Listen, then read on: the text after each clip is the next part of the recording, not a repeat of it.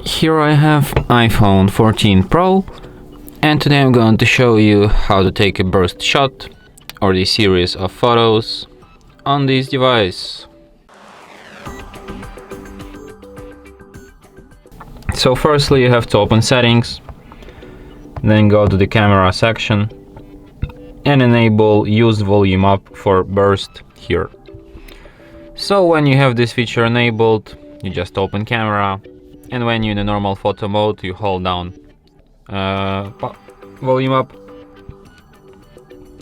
and burst shot is on, and here you can review all of your burst shots and select the one that fits you best and delete others.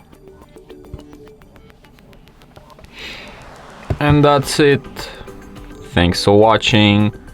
If you find this tutorial useful, don't forget to hit that like button and subscribe to our channel.